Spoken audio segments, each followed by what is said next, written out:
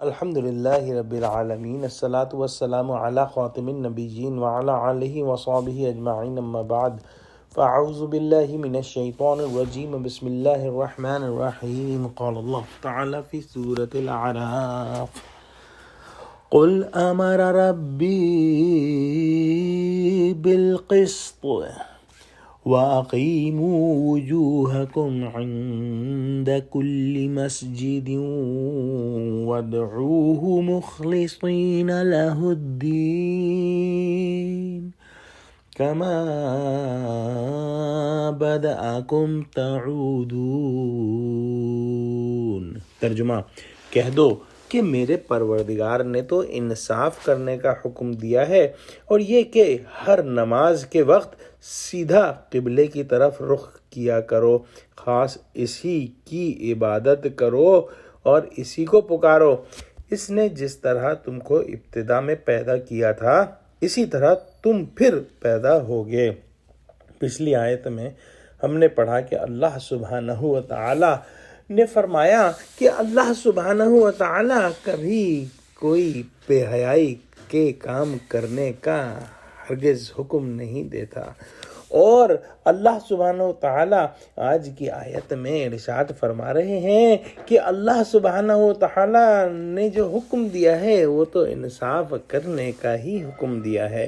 جب قریش مکہ نے کہا کہ بے حیائی کا کام جو وہ کر رہے تھے اللہ سبحانہ و تعالی کا حکم تھا، اللہ سبحانہ و تعالی نے اس بات کو رد فرمایا اور فرمایا کہ اللہ سبحانہ و تعالی تو صرف جو ہے وہ انصاف کرنے کا، قسط کا حکم دیتا ہے، اور انصاف یہ کبھی نہیں ہو سکتا کہ بے حیائی پھیلائی جائے، بے حیائی کا پرچار کیا جائے۔ ایسا کبھی کوئی حکم اللہ سبحانہ و تعالی جو ہے نہیں دیتا ہے۔ علماء نے اس آیت کی تفسیر کئی طرح سے کی ہے، لیکن ہم نے سادہ مفہوم بیان کیا ہے۔ اللہ سبحانہ و تعالی نے ہر کام کے اندر اعتدال پر رہنے اور افراط و تفریط سے بچنے کی ہدایت کی ہے، لہذا فواحش کا حکم اللہ سبحانہ و تعالی کیسے دے سکتے ہیں؟ پھر فرمایا کہ نماز پڑھتے وقت اپنا منہ قبلے کی طرف سیدھا رکھو،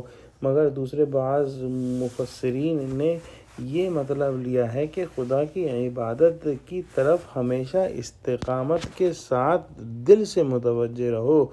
ابن کثیر کے نزدیک اس کا مطلب یہ ہے کہ اپنی عبادت میں سیدھے رہو، جو راستہ نبی کریم صلی اللہ علیہ وسلم کا ہے اس سے ٹیڑھے ترچھے نہ چلو۔ عبادت کی مقبولیت دو ہی چیزوں پر موقوف تھی: خالص خدا کے لیے ہو جس کو آگے فرمایا، اور اس کے مشروع طریقے کے مطابق ہو جو کہ رسول اللہ صلی اللہ علیہ وسلم نے تجویز فرمایا ہے۔ اس کے بعد ارشاد ہوا کہ جو بھی عبادت ہے اس کے اندر اخلاص کے ساتھ رہو، بالکل کمپلیٹ 100% اللہ سبحانہ و تعالی کی رضا مقصود ہو۔ اور یہ بات کئی جگہ قرآن میں آئی ہے کہ جو عبادت ہے وہ اللہ سبحانہ و تعالی کے لیے خالص ہونی چاہیے، اس میں کسی اور کی شرکت نہیں ہونی چاہیے، نہ اس میں کوئی ریا یا دکھاوا ہونا چاہیے، یا اور کسی قسم کا کوئی جو ہے وہ فائدہ یا مقصد ہو، صرف اور صرف ایک ہی مقصد ہو کہ اللہ سبحانہ و تعالی راضی ہو جائیں۔ اور آیت کے آخر میں آخرت کا ذکر ہے کہ اللہ سبحانہ و تعالی نے جیسے پہلے پیدا کیا تھا اسی طرح دوسری بار بھی پیدا فرمائیں گے، یعنی انسان کو اعتدال، استقامت اور اخلاص کی راہوں پر چلنے کی اس لیے ضرورت ہے کہ موت کے بعد دوسری زندگی ملنے والی ہے جس میں موجودہ زندگی کے نتائج سامنے آئیں گے۔ اس کی بھی جو ہے ابھی سے فکر ہونی چاہیے۔ گویا اس آیت کے شروع میں اللہ سبحانہ و تعالی نے اعتدال کی بات کی، پھر استقامت کی بات کی، پھر اخلاص کی بات کی، اور آخر میں آخرت کی بات کی۔